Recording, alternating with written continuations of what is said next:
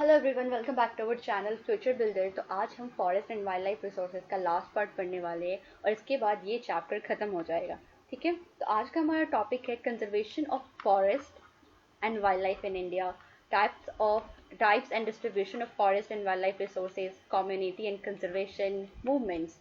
मतलब हम जानेंगे कि फॉरेस्ट और वाइल्ड लाइफ का कंजर्वेशन कैसे करें, वाइल्ड लाइफ रिसोर्सेज और फॉरेस्ट को किस किस टाइप के कंजर्वेशन में बांटा गया है, कम्युनिटी एंड कंजर्वेशन क्या है, मूवमेंट्स क्या क्या हुए थे बचाने के लिए। ठीक है, तो हम स्टार्ट करते हैं।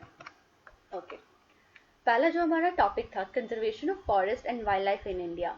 जैसे कि हम जानते हैं कंजर्वेशन मीन्स क्या होता है। कंजर्वेशन मीन्स होता है कि हमारे इकोलॉजिकल डाइवर्सिटी, जितने भी इन्वायरमेंट में चीज़ें हैं, वाइल्ड लाइफ है, फॉरेस्ट वगैरह है, और जो हमारे लाइफ को जो सपोर्ट करता है, जो प्रिजर्व करता है, प्रोटेक्ट करता है, उसे हम कहते हैं कंजर्वेशन। ठीक है, इसमें आगे जैसे वाटर, एयर, सॉइल, फॉरेस्ट, ये सारी चीज़ें आती हैं। ठीक है, it also preserve the genetic diversity of plants and animals for better growth of specific and breeding species and breeding. इसे हम कंजर्वेशन के तौर पे, कंजर्वेशन को हम एक और चीज़ कह सकते हैं कि ये किसी भी प्लांट्स या एनिमल का स्पेसिफिक जो जेनेटिक होगा, मीन्स जो खत्म होने के कगार पे, उस चीज़ को बचा सकता है, उसकी पॉपुलेशन को बढ़ा सकता है, कंजर्व कर सकता है, तो इसे भी हम कंजर्वेशन ही कहते हैं। ठीक है, इसे इस डेफिनेशन से भी कह सकते हैं। कह रहा है कि 1916 और 1970s में जो भी कंजर्वेशनिस्ट थे, मीन्स जो हमारे फॉरेस्ट वाइल्ड लाइफ को प्रोटेक्ट करने का डिमांड करते थे, उन्होंने डिमांड रखा था a national wildlife protection programme. ठीक है, the Indian wildlife protection act was implemented in 1972। 1972 में इंडियन वाइल्ड लाइफ एक्ट चालू हुआ था। ठीक है, इसमें बहुत सारे चीज़ें आई थी जिससे किसी भी प्लांट या एनिमल्स के हैबिटेट्स को, उनकी जीवन शैली को बचाया जा सके। उसके लिए डिफरेंट डिफरेंट प्रोग्राम्स आए थे। ठीक है, जो ये प्रोग्राम का मतलब क्या था, ये प्रोग्राम किस लिए था? ये प्रोग्राम ये था ताकि वो जो इंडेंजर स्पीसीज है, जैसे कि मैंने पिछले वीडियो में बताया था, इंडेंजर स्पीसीज क्या होते हैं, जो कि खत्म होने के कगार पे, कुछ साल अगर हम उन पर ध्यान ना दें तो वो खत्म हो जाएंगे। तो इस प्रोग्राम का मोटो था कि उस टाइप की स्पीसीज को, उस टाइप की प्रजातियों को बचा सके, उनके पॉपुलेशन को बचा सके खत्म होने से। ठीक है, कैसे बचा सकते हैं? बैनिंग हंटिंग, हंटिंग को बैन करके, illegal protection to their habitats, habitats पे मतलब उनकी जो हैबिटेट्स मीन्स क्या होता है, वो वातावरण जिसमें वो जिंदा रह सके, उनको वो इन्वायरमेंट चाहिए, तो उनके इन्वायरमेंट को भी कोई इलीगली खत्म ना कर रहा हो, उनके स्पेस को कोई खाली ना करवा रहा हो, मतलब वो जहाँ रहते उस चीज़ को कोई छीन ना रहा हो, तो उसका इलीगल प्रोटेक्शन भी बैन किया गया था। और restricting trade in wild life, और उसके व्यापार, वाइल्ड लाइफ का व्यापार करने को भी बैन किया गया था। ठीक है, आगे हम पढ़ते हैं। क्या है? The central government also announce several project for protecting specific animals which are gravely threatened. कह रहा है जो सेंट्रल गवर्नमेंट था, उन्होंने भी अनाउंस किया था, उन्होंने बहुत सारे प्रोजेक्ट निकाले थे जिसमें एनिमल के जो पर्टिकुलर कोई स्पीसीज है, जो जाति है, जो खत्म हो रहे हैं, उनको बचाने के लिए। उस टाइप के स्पीसीज में क्या क्या आते हैं, कौन कौन सी जाति आती है एनिमल्स की? उसमें टाइगर आता है, वन हॉर्न राइनासोरस आता है, कश्मीर स्टैग आता है, 3 टाइप्स ऑफ क्रोकोडाइल्स भी आते हैं जो कि खत्म होने के कगार पे है, जैसे कि fresh water crocodile, salt water crocodile, घड़ियाल, द एसेटिक लायंस, और भी बहुत सारे एनिमल्स हैं जो कि खत्म होने के कगार पे, और सेंट्रल गवर्नमेंट उसको बचाने के लिए बहुत सारा प्रोजेक्ट भी लाई है। ठीक है, रिसेंटली की बात हो रही है कि जो इंडियन एलिफेंट्स है, ब्लैक डक है, ग्रेट इंडियन बस्टर्ड है, स्नो लियोपार्ड है, ये सब भी खत्म हो रहे हैं। ठीक है, और उनको फुल और partial illegal protection against hunting trade through out India. और उनमें क्योंकि थोड़ा बहुत, मतलब कहीं पे पूरी तरीके से इलीगल प्रोटेक्शन किया गया है हंटिंग और ट्रेड के लिए, और कहीं कहीं पे पार्सली किया गया, थोड़ा बहुत किया गया है। ठीक है, कह रहा है in the notification under wild life act of 1980 and 1986, 1980 और 1986 वाइल्ड लाइफ एक्ट में several hundred butterflies, moths, beetles and one dragonfly have been added to the list of protected species. 1980 ये डेट और याद रखिए क्योंकि ये पूछा जा सकता है एमसीक्यू टाइप में। 1980 और 1986 वाइल्ड लाइफ जब एक्ट था, उस चीज में क्या मेंशन था? इस एक्ट में मेंशन था कि hundreds of butterfly, moths, dragon fly, एक ड्रैगन फ्लाई को ना प्रोटेक्टेड स्पीसीज लिस्ट में डाल दिया गया था कि हाँ ये खत्म होंगे, इन्हें बचाना है, ठीक है। इन 1991, ये एक बहुत इंपॉर्टेंट ईयर है, 1991 में फर्स्ट टाइम किसी प्लांट को डाला गया था कि वो भी खत्म हो रहे हैं, उन्हें बचाना है। और वो प्लांट 6 स्पीसीज के थे, मतलब 6 प्रजाति के प्लांट थे, 6 डिफरेंट प्रजाति के प्लांट थे जो कि खत्म हो रहे थे, और वाइल्ड लाइफ एक्ट में डाला गया कि इन्हें हमें प्रोटेक्ट करना है, ठीक है। अब हम आगे मूव करते हैं। अब कह रहा है, अब इसमें हमारे एनसीईआरटी बुक में एक बॉक्स दिया है प्रोजेक्ट टाइगर। प्रोजेक्ट टाइगर क्या है? क्या हुआ ना कि एक टाइम पे जब टाइगर की पॉपुलेशन थी वो घटने लगी, ठीक है। 55,000 थे जिसमें से 1827 घटने लगे, ठीक है। और ये एक ये जो घटने की क्रिया थी टाइगर की, वो थी कि उनका पॉपुलेशन कम हो रहा था। वो किस लिए हो रहा था? हमारे हंटिंग की वजह से, जो हम हंटिंग करते हैं, ट्रेड करते हैं, और एक भी ये भी फैक्टर है कि वो जिस हैबिटेट में रहते हैं, जिस वातावरण में रहते हैं, जिनको वो जो चीज़ चाहिए होती है, ऐसा क्लाइमेट, वो चीज़ भी खत्म हो रही है। इस वजह से भी टाइगर की संख्या कम हो रही है। वो जो खाते हैं वो जानवर भी घट रहा है, मतलब उनका जो खाना है वो भी घट रहा है, इस वजह से भी टाइगर की पॉपुलेशन कम हो रही है। ह्यूमन पॉपुलेशन बढ़ रहा है, इस वजह से भी टाइगर की पॉपुलेशन अफेक्ट हो रही है, ठीक है। और एक मेजर चीज़ है कि जो टाइगर की स्किन का, बोन का बहुत ही ज़्यादा व्यापार होता है, ट्रेड होता है, क्योंकि टाइगर की बोन्स वगैरह जो है ना वो ट्रेडिशनल मेडिसिन में काम आते हैं, ठीक है। और ये चीज़ स्पेशली एशियन कंट्रीज में होता है, और वहीं पर टाइगर की जो पॉपुलेशन है एकदम एक्सटिंक्ट होने की कगार पे, मतलब खत्म होने की कगार पे, मतलब खत्म ही हो जाएगा, ऐसा सिचुएशन आ गया है, ठीक है। इंडिया और नेपाल ही ऐसा जगह है जहाँ पे 2/3 ऑफ टाइगर की पॉपुलेशन है पूरे वर्ल्ड में, मतलब पूरे वर्ल्ड के कंपैरिजन इंडिया और नेपाल में 2/3 टाइगर है। और यही दो नेशन है जो कि इसका क्या बोलते हैं, टाइगर को टारगेट करते हैं इलीगल ट्रेडिंग और हंटिंग के लिए, ठीक है। प्रोजेक्ट टाइगर है क्या? प्रोजेक्ट टाइगर एक कैंपेन है जो कि 1973 में लॉन्च हुई थी, और इसके लॉन्च होने के बाद ही ये देखा गया कि टाइगर की जो पॉपुलेशन की सक्सेस रेट थी वो बढ़ गई थी। 1985 में 4002 टाइगर्स थे, वहीं पे 1989 में 4334 हो गए। लेकिन 1993 में ये नोट किया गया कि टाइगर की पॉपुलेशन इंडेंजर स्पीसीज में आ गई है, ये खत्म होगी, ठीक है। लेकिन इसके मेंटेन के लिए भी हम इसे प्रिजर्व कर रहे हैं, जैसे कि इंडिया में कॉर्बेट नेशनल पार्क है उत्तराखंड में, सुंदरबन है, Sundarbans national park in west Bengal, Bandhavgarh national park in Madhya Pradesh, Sariska wildlife sanctuary in Rajasthan, Manas tiger reserve in Assam, and Periyar tiger reserve in Kerala. ये कुछ टाइगर रिजर्व है इंडिया में जो कि टाइगर को प्रोटेक्ट कर रहे हैं, कंजर्व कर रहे हैं कि ये एक्सटिंक्ट ना हो। तो ये एक बॉक्स था आपके एनसीईआरटी बुक में जिसे मैंने कवर किया। अब हमारा जो नेक्स्ट टॉपिक आता है वो है types and distribution of forest and wildlife resources. Forest और वाइल्ड लाइफ रिसोर्सेज को किस टाइप में बांटा गया, उसको कैसे हम प्रिजर्व कर रहे हैं, उसकी बात हो रही है। तो पहला जो है वो है रिजर्व फॉरेस्ट। पहला टाइप जो आता है हमारा, कौन सा फॉरेस्ट आता है? Reserve forest. इसमें बताया गया कि जितने भी फॉरेस्ट है इंडिया में, उस फॉरेस्ट के टोटल पॉपुलेशन को हाफ से भी ज्यादा बांट दीजिए, वो आता है रिजर्व फॉरेस्ट का part.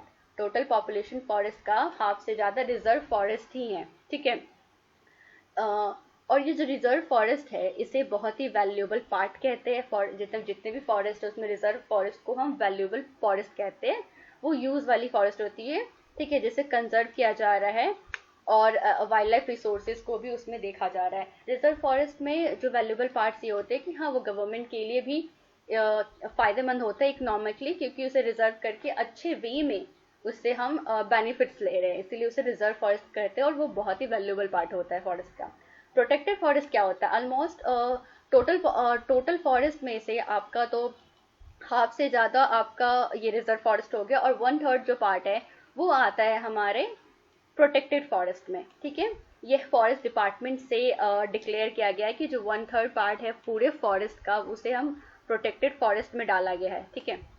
This forest lands are protected from any further डिप्लीटेशन।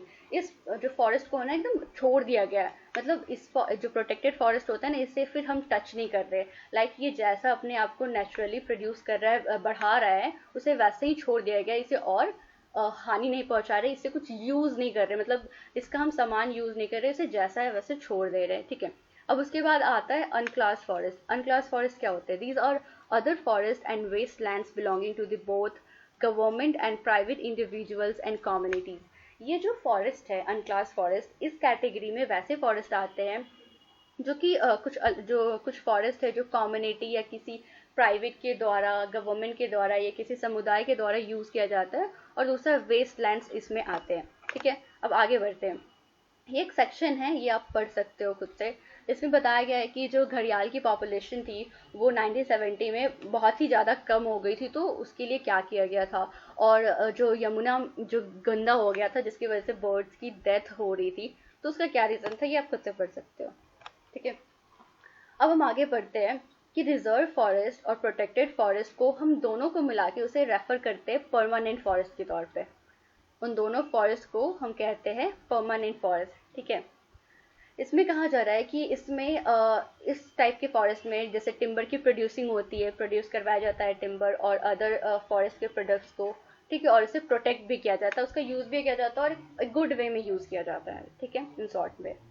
चलो, Madhya Pradesh has the largest area under permanent forest. Madhya Pradesh का लार्जेस्ट मतलब बहुत सारा पार्ट आप परमानेंट फॉरेस्ट में ही आता है, आप इसे कह सकते हो कि वो बहुत सारा पार्ट परमानेंट फॉरेस्ट में ही आता है, मतलब 75% फॉरेस्ट जो है मध्य प्रदेश का वो आता है आपके परमानेंट फॉरेस्ट में, ठीक है। जम्मू कश्मीर, आंध्र प्रदेश, उत्तराखंड, केरला, तमिलनाडु, वेस्ट बंगाल, महाराष्ट्र, ये सब का भी लार्ज जो परसेंटेज होते हैं फॉरेस्ट एरिया का, लार्ज परसेंटेज वो रिजर्व फॉरेस्ट में आता है, ठीक है। इसका टोटल इनके पास जितने भी फॉरेस्ट है उसके टोटल एरियाज में लार्जेस्ट परसेंटेज जो है वो रिजर्व फॉरेस्ट है, ठीक है। वहीं पे अगर बात करें बिहार का, हरियाणा, पंजाब, हिमाचल प्रदेश, उड़ीसा, राजस्थान, तो यहाँ बहुत भारी मात्रा में जो एरिया है उसे हम प्रोटेक्टेड फॉरेस्ट कहते हैं, ठीक है। अब हम जानते हैं, आगे बढ़ते हैं। All the north eastern state and part of Gujarat have very high percentage of their forest as unclassed forest managed by local communities.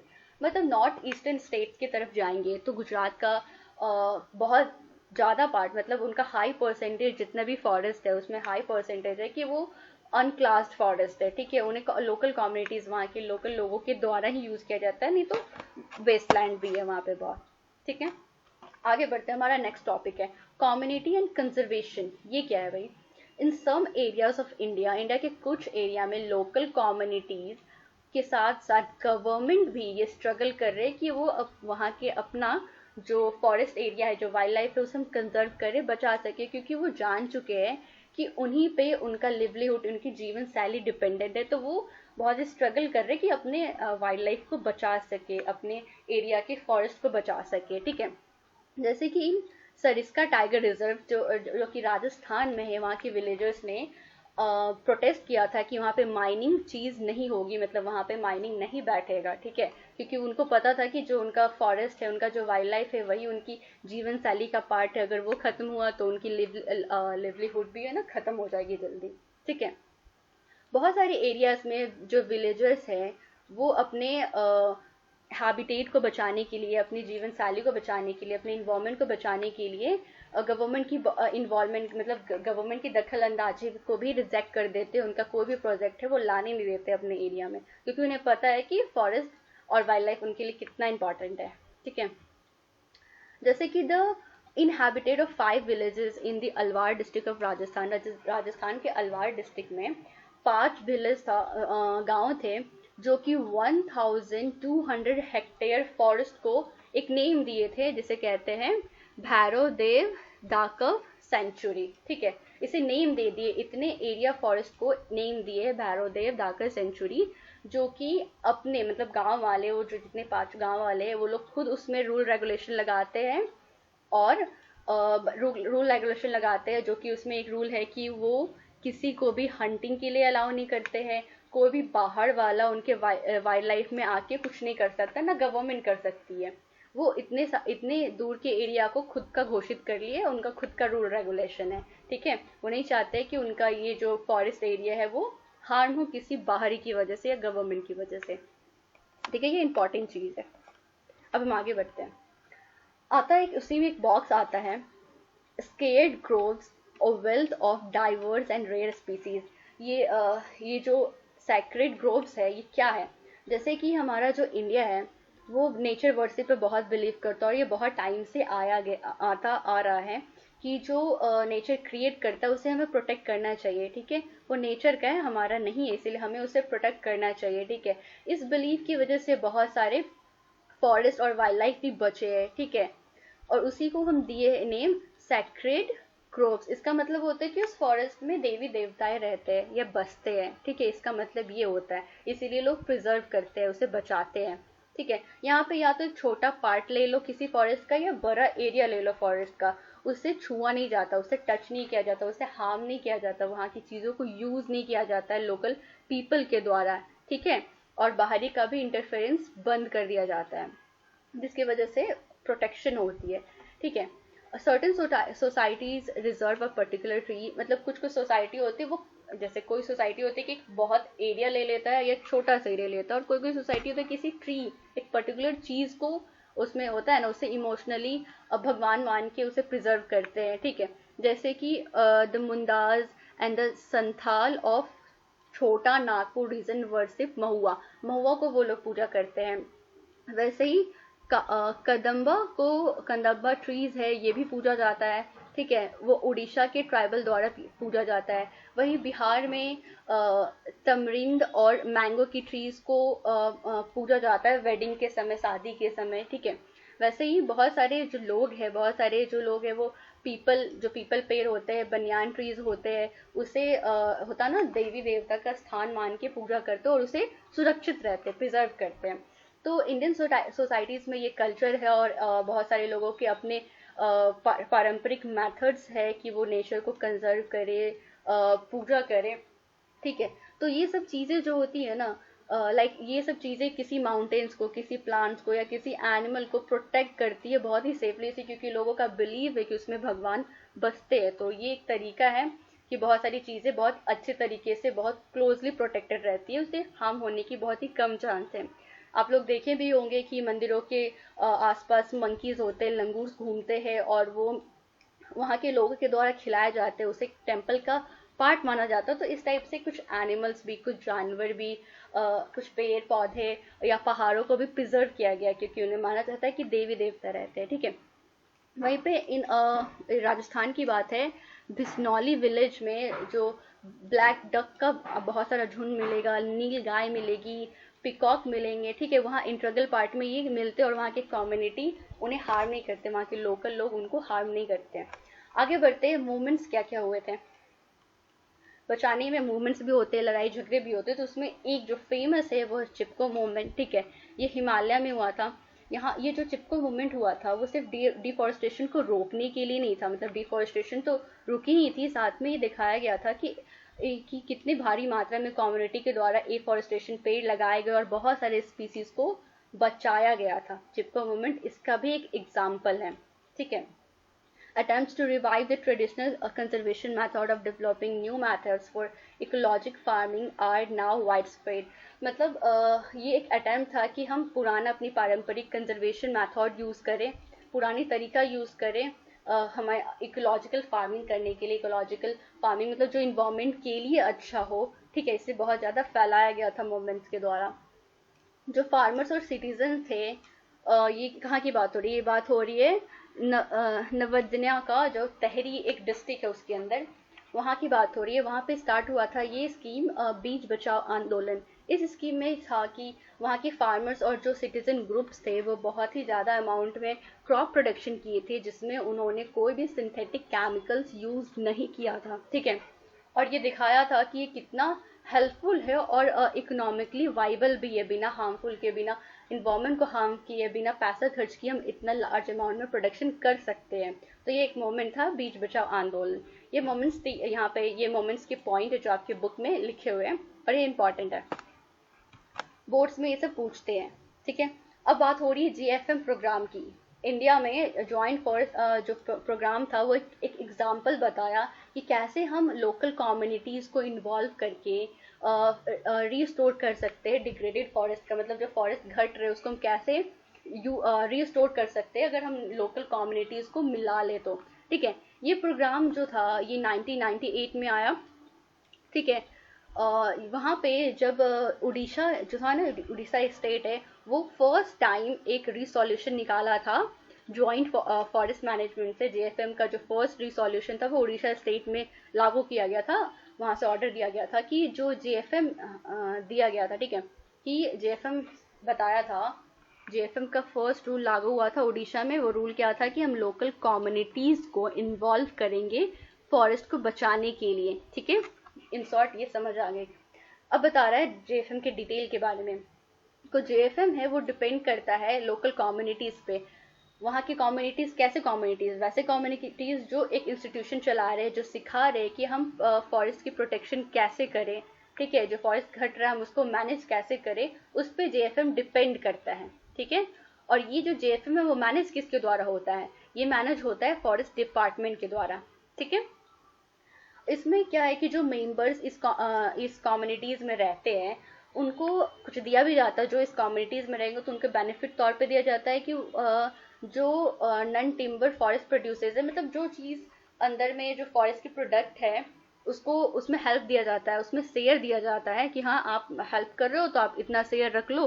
Timber protection ये टिम्बर प्रोडक्शन के हार्वेस्ट में भी उनको सक्सेसफुली क्या किया जाता है कि हेल्प किया जाता है। एज अ रिवार्ड मान लो कि उसे रिवार्ड दिया जाता है कि फॉरेस्ट का जो प्रोडक्ट है वो आप भी यूज करिए और हमारा सपोर्ट भी कीजिए। ठीक है, तो ये एक सक्सेसफुली प्रोटेक्शन है कि हाँ अगर वो थोड़े से लालच के तौर पे भी और अच्छे वे में भी, ये नहीं कह सकते लालच के तौर पे, कि अच्छे वे में भी उनको एक रिवार्ड के तौर पे दिया जाता है कि हाँ आप फॉरेस्ट को बचा रहे हैं तो हम आपको गवर्नमेंट के द्वारा अपने फॉरेस्ट के प्रोटेक्शन से आपको थोड़ा सा शेयर भी देंगे। ठीक है, ये था जेएफएम। अब मोरल ऑफ द लेसन क्या है, ये दिखा रहा है कि कैसे इन्वायरमेंट की डिस्ट्रक्शन और रिकंस्ट्रक्शन में लोकल कम्युनिटीज का इन्वॉल्व करना बहुत ही जरूरी है, तभी हमारा नेचुरल रिसोर्सेज मैनेज होगा। जब तक लोकल कम्युनिटीज को इन्वॉल्व नहीं करेंगे, हमारा जो रिजर्वेशन की काम चल रही है, कंजर्व करने का काम चल रहा है वाइल्ड लाइफ रिसोर्सेज का, वो नहीं हो सकता। इन्हें लोकल कम्युनिटीज को, लोकल विलेजर्स को इन्वॉल्व करना ही पड़ेगा। ठीक है, फिर उसके बाद कह रहा है कि एक्सेप्ट ओनली दोज इकोनॉमिक और development activities that are people centric, environment friendly and economically rewarding. ठीक है, और इसी के तौर पे हम उस टाइप के इकोनॉमिक्स या डेवलपमेंट को एक्सेप्ट करेंगे जो कि पीपल के लिए हो, लोगों के लिए हो, इन्वायरमेंट के फ्रेंडली हो, इन्वायरमेंट के लिए अच्छा हो और हमारे लिए एक होता है ना बेनिफिशियल हो, उस चीज़ों को एक्सेप्ट करना चाहिए। ठीक है, अब आगे बढ़ते हैं। आगे ये है कि लास्ट में ये कोट्स है गौतम बुद्ध के द्वारा कि जो ट्री है, ट्री एक ऐसा ऑर्गेनिज्म है जो कि बहुत ही ज़्यादा काइंड है, बहुत ही ज़्यादा दयालु है। ठीक है, जो कि हमसे कोई डिमांड नहीं करता, हमसे कुछ नहीं लेता है अपनी जीवन शैली को चलाने के लिए, अपने आप को जिंदा रखने के लिए वो हमसे कुछ नहीं लेता है और बहुत कुछ देता है अपनी पूरे लाइफ में हमें। अपने हर लाइफ की एक्टिविटीज हमें देता है, ऑक्सीजन देता है, फूड देता है, वो जो एक्टिविटी करता है वो हमारे लिए बेनिफिशियल होता है। ठीक है, it affords protection to all beings. ठीक है, ये सारे लोगों को, जितने भी जानवर हो या एनिमल हो या छोटे पौधे हो, ह्यूमन भी हो, सबको ये प्रोटेक्शन देता है। ठीक है, वो उसको भी छाया देता है जो उसे काटने आया होता है, मतलब जो एक्समैन जो लकड़ी काटता है उसको भी वो छाया देता है ताकि वो ज़्यादा गर्मी फील ना करे। ठीक है, तो ये गौतम बुद्ध के द्वारा ये कोट्स दिया गया था। ठीक है, तो आज के लिए बस इतने। अगर आपको कोई भी डाउट हो तो आप इंस्टाग्राम पे मेरे को मैसेज कर सकते हैं, ये रही मेरी आईडी। ठीक है, थैंक यू।